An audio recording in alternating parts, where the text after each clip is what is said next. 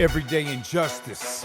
Too many wrongful convictions. Corruption has infected the criminal justice system, leaving too many people helpless, fighting for their lives. Instead of receiving justice, people suffer. Is that why they say justice is blind? Today on Everyday Injustice, we have Art Luna, who is incarcerated at Corcoran, California. How you doing? I'm doing great. I'm like I mentioned earlier, I'm a bit anxious here, a little bit nervous, but yeah, I'm ready to go do this. All right. So, can you tell us a little bit about your story and how you got to where you are now? Sure. Like you said, my name is Art Luna, 49 years old. Last 29 and over half years I've been here in prison. I committed my crime on 21.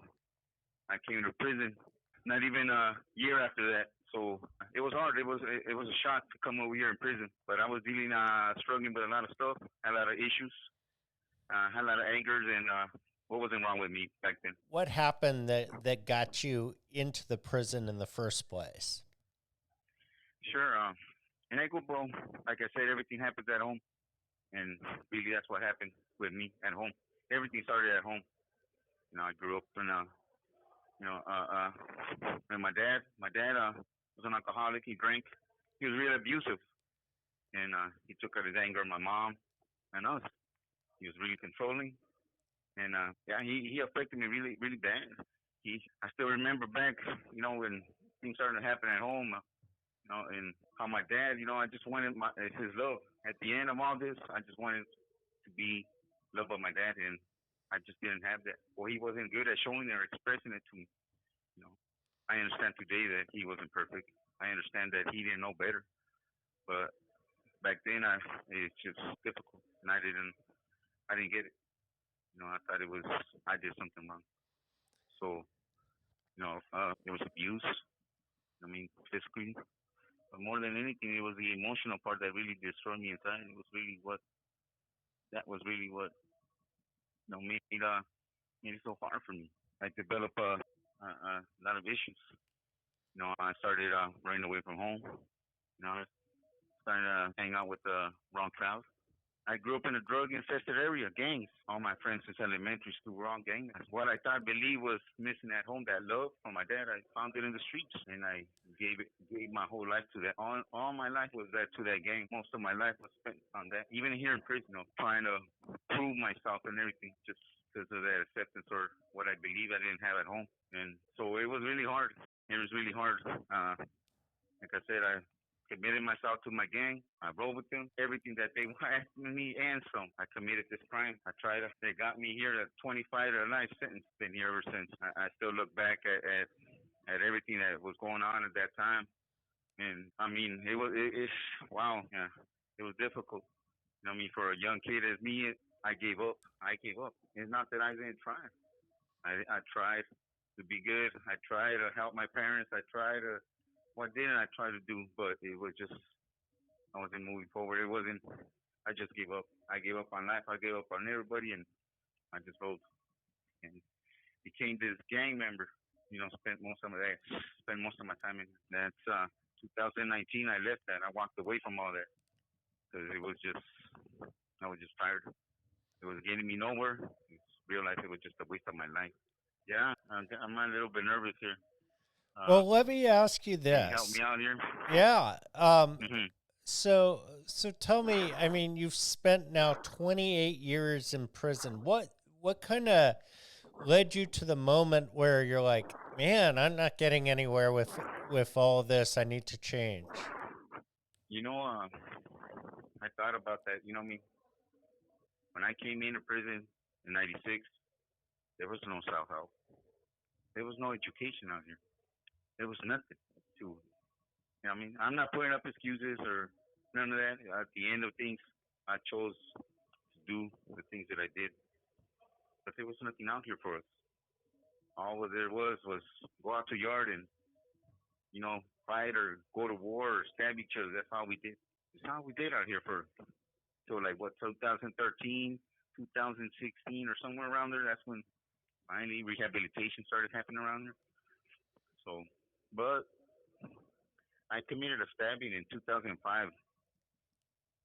I was stuck here in this shoe, actually in this yard right here, before it got shut down, this security housing unit. And I got back here, and I seen the type of people that were back here. I didn't want to be like them no more. I promised myself I was not ever going to do any, harm anybody like that no more.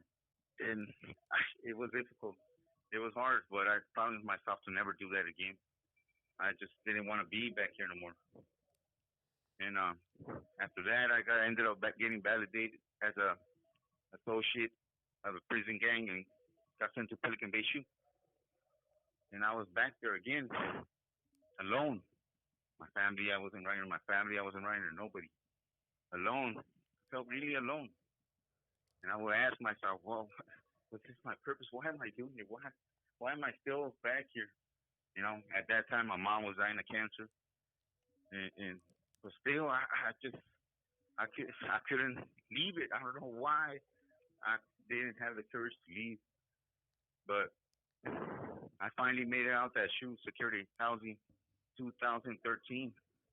And I went to my first board hearing, which they gave me a 7-year denial, but they even asked me there, Luna, what's going on with you? You know, you're controlling cases, not keeping you in here. What's going on? Do you want to go home? You know, they let me have it, but they also gave me a little bit of hope. And plus, like I mentioned, my mom had passed away from cancer. I mean, I just started really thinking about everything. And I still stayed over there in general population. Still thinking that I could, you know, try to make it out of here. But I started going to self-help. I started really going to groups and trying to work on myself and trying to find out what was going on here with me. But another thing that I forgot to mention here, while I was in the shoe, I started writing my dad.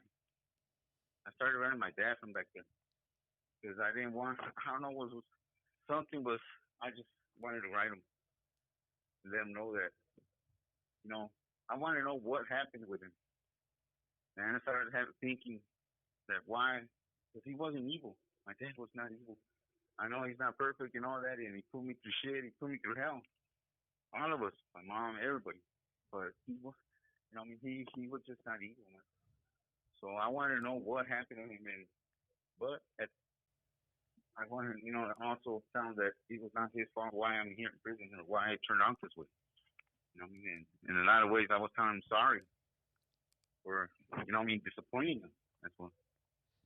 But, you know, when I got out of the shoe, I asked him. I managed to get in touch with him and talk to him. And I asked him about all that mail that I sent him. He never opened a single letter. He didn't have the courage to open it. He thought I don't know what he thought I was going to tell him, but I told him I just needed him. I just wanted to talk to him. And that I was sorry. You know what I mean? 'Cause I know how in a way, how he felt. You know, but things started just happening to me in here. This didn't make no sense to me anymore. It never did. But again, where else would I have gone? You know what I mean? There was no protection for us, even if we wanted to leave the gang. It was even worse on this side. There's so many gangs over here. So, but I just didn't feel that no more. I just didn't have that no more in me. I was just tired. So, what have you been doing since 2019? How have things changed for you? That's the thing. Once I dropped out and walked away from that lifestyle, it was just this weight lifted off of me. I was no longer, I didn't have that over me anymore. So I was like free to be who I was. I always tended to be just art, regular art. But I still had to relearn, and reteach myself to be just normal, just be art. So it took me some time. It took me a lot of work. You know, in some ways it was easy. I even remember when I landed in THU, because we all, as being validated gang members, we got to go through the step down program to make sure and debrief and go through all the process. And I did it. And I was able to just to get back on, try to put myself back together. And I seen a lot of the men that struggle, still dealing with anger, still having trouble letting go of that, and feeling a lot of resentment towards that. But for me, it wasn't that way. For me, I was out of it. I was let go of all that weight, and I've just been doing work and continue to work on myself. I got into a lot of groups, vocations. I got certified as a tutor, so that's one of the things that I'm. So I want to shift gears a Yes. little bit here. Can you tell Okay. me how you met Joan Parkin? I met her through a friend here. His name is Pepe. I know him as Pepe Morales. So he introduced me to her, mentioned what she does or what you guys do. So I believe I got something to say here. I could share something. Maybe Sure. somebody will listen and maybe help them in some way. I know it helped me listening to other people and sharing their stories, how I related to them. That helped me a lot. And I think it's important for people to know. We all struggling through the same thing. We all relate. So it's a good thing. And, another thing that I did here while I was over here was the REACH program, which to bring troubled youth in here. So I did that for a minute. I did that for a year, and I was real proud of that. That was another big accomplishment of mine, trying to get back and help. And you had mentioned earlier when we were talking that when you first got in, there wasn't much focus on rehabilitation. And I mean, Now, it just seems like it's counterproductive to throw somebody into a cage, lock them up, and not help them be able to get out of there back into the real yeah. world and be productive. Can you talk about your experience Oh, like that? well, see, I started off in '96. They sent me to 180 yards to Hatchapi, and be like I mentioned, never been to prison. I've done nothing but county time. I thought I knew it all. I thought I was ready to make it up here to the big leagues. And yeah, it was real bad right there. Landing there to Tehachapi 180, level 4 yard. And came to find out we only had 90 days to stay there. Because it was in the middle of, it was getting flipped, how we say here. There was guys that were no good. And we had to get on. We had 90 days to do what we had to do, and we had to try to find somebody to assault to get out of there. If we can stay in that yard. And yeah, that's how I started. I didn't know who to believe. I didn't know who to go to. I remember I didn't even want to be part of nothing, but he's like, had no choice. I'm trying to survive here. I got life, and my celly at that time, he was trying to keep us safe, trying to not get us involved, and that was the first person I ever seen in the yard get stabbed. It happened right next to me, and watching him fighting for his life while some guys on top of him trying to cut his throat. And that traumatized me. That oh man, I still remember that. I didn't want to end up like that guy. And that was my whole mentality all my life. I didn't want to get stabbed, and thank God I never did. I've been in riots. I've been in assaults. I've been involved in a lot of bad stuff over here. But thank God, nothing. I never got hurt that way. So, and that's all there was for us out here. That's all there was. Wars, go out to yards, fight over territory, fight over this, fight over that, fight over a table. Disrespect, respect. So that's all that we had to do out here. It was nothing. It was nothing for us to do out here. Do you believe that Yes. things are better now because there's programs? In a lot of ways, yes, yes, yes. Again, now they got what a lot of vocations here. They got education. They got a lot of groups. They got these tablets now. You know, so I mean, the guys that come in, yes, it sucks. It sucks in here, right? But they got a better chance now to better themselves. You know? So that's why I tell a lot of these youngsters coming in. You know, what I mean, hey, go to school, get your GD, go to vocation, take it serious, get out of here better. You know what I mean? Not worse. But there is, like I said, it sucks. It's prison. There's a lot of guys here messing around with drugs. They even, I don't know, they give them Sebastian now. They give them drugs for free now. So I mean, it sucks and it's sad because they go out the same and they come back. You know, so and it's just the cycle continues. You know, but you know, I mean, for the most part, like myself, there's a lot of men here that try to help. They try to go out here, facilitate groups. They come out here, be examples and mentor these guys. But you know, it's not. It's better. It's improving. You know, it has been improved the last couple of years. It has improved. So you know, yeah, What do you see as the biggest that's how it difference is. now? Again, well, they shut down the security housing unit.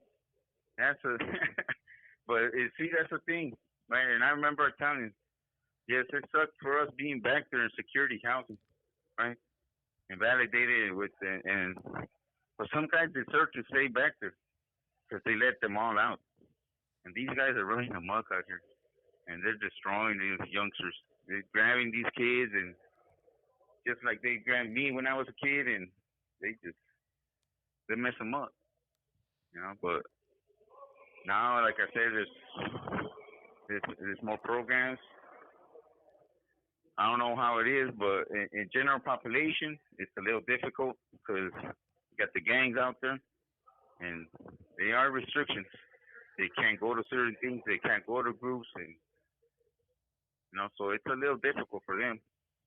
But being over here now in S and Y side, I choose to do the things that I want to do. I talk to everybody. I don't got nobody now telling me what to do. Who do I can hang around with? I can't go there or there. Now I go everywhere. I talk to whoever I want to talk to and do the things that I want to do. So, unlike before, I was always restricted. I was always watched. I was always told or managed. I didn't manage my life. Somebody else did. And that's what's going on out there with these prison gangs. That's what's going on out there. What was it like to be in the shoe? Man. You know, I got mentioned earlier, I was in this yard when it was a security housing. Man, it was terrible. Terrible. Just the whole atmosphere. It was like, it was known as a snake pit because everybody was just on everybody's business, just watching everybody, seeing who you talked to, seeing what you said, and just waiting for you to lose a kite or say the wrong thing to get you stabbed, you know, to mess you up, get you in a wreck, get you in trouble. So it was just a real miserable place to be at, you know, and it was just everywhere, staff, inmates, everybody was just, it was all bad. I hated it here. It was just, I remember I got here like in the middle of summer and it was so hot. I landed in hell, you know, and plus, you know, they give you a little reception here, the COs, they let you have it too. So it was just a miserable place. It's miserable, and you know, yeah, I mean, it sucked. It sucked in here, you know, and like I said, misery loves company. So I've seen a lot of people here get hurt over the frivolous stuff, losing a kite, losing a little kite, or saying the wrong thing, or saying hi to the wrong guy. That was it. The career was over. So, it sucked here. I spent what five and something years back here, and yeah, I was miserable over here. I was glad I finally got out of here. I didn't want to come back and look. I'm back over here. Back, back. I walked around this yard looking at it like, damn. I never thought this place was ever gonna shut down. There was nothing but cages out here for us. We're all in cages like dogs in there and dog kennels walking around in there. That's all. That was all our yard.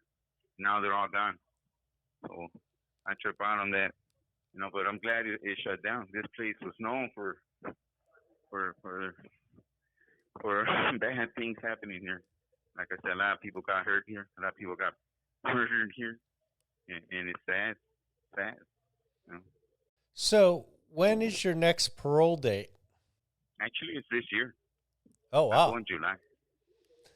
Yeah. So what July have you 10th. done to try to make it this time? Well, like I mentioned, 2016 I went to board. They gave me a 7-year denial. They suggested to me to drop out, which I which I told them no, but I stuck and dove into self-help and try to find out what was going on with me. So they asked me in 2016 if I was ready to go home, and I told them no. I'm not ready to go home. I need to find out what was going on with me. Connect the dots to my past and find out what was going on with me. Why did I commit that crime? And what happened? And I've been doing that for the last years, 7 years now? Find out that person. Try to have them answers and just work on myself. That's what I've been doing these years. Just working on myself, bettering myself, and trying to prepare myself. I know it's been a long time. I think of that. It's been a long time since I've been out there. Actually, in talking to my sisters and brothers, because my dad ended up passing away in 2021 from COVID, and so our parents are gone. But my sisters, and then I've been so out of their lives, and just till recent, I'm discovering all these nephews and nieces that I had, and it's sad because I put them on the shelf, and I forgot about them, but they've been there. But it sucks that I don't even know a lot of these nephews and nieces, and I'm trying to prepare myself. I'm lucky and fortunate to still, have them in my life, and for them to still talk to me, and my friends, and the support network that I have out there, they want me to go. They want me out there. And I was talking to my baby brother the other day, and I thanked him because in 2019 he put that thought in my head to me to walk away from that lifestyle. He's the one that put that thoughts in my head and drop out. Because I didn't mention in 2019 they had asked me to commit another assault, to stab somebody, and I almost did it again. It was real difficult for me to say no. I never said no to nothing. In 2019, they approached me again to stab somebody else, and I said no. I finally said no. I had, and I thanked him for telling me that not to do it. Because I called him to say goodbye. I called him. I'm like, hey, bro, I'm gone. Art, we're about to wrap up here, but I did want to ask you this one last question, which is, what advice you would give somebody who is growing up in the position that you were in? When I did the REACH program, I met Damien. That was the first time they brought the kids right here when I was in 3A. They brought this kid named Damien, and he sat down, and I remember sitting down with him because we get a 45-minute talk, and he's telling me the same thing that he was going through as a kid. He's the same age as me, 13 years old. And he was telling me what he was dealing with his dad. I broke down. Because it was just, I seen myself in him, and I was just encouraging them kids just like I encouraged Damien to just communicate and talk to his parents. Somebody's a kid growing up as me, just talk, gangs get you nothing but misery, I wasted my life on that bullshit, you know, for nothing. And I just encourage them that regardless of how they feel, you know what I mean, because with their dad, somebody, whoever it is, you know, just talk to your parents, talk to your dad, talk to somebody. Always communicate and ask for help. There's nothing wrong with that. I understand that today. There's nothing wrong with you asking for help. I know if I would have talked to my dad as a little kid, I wouldn't be here. You know what I mean? I shut my doors.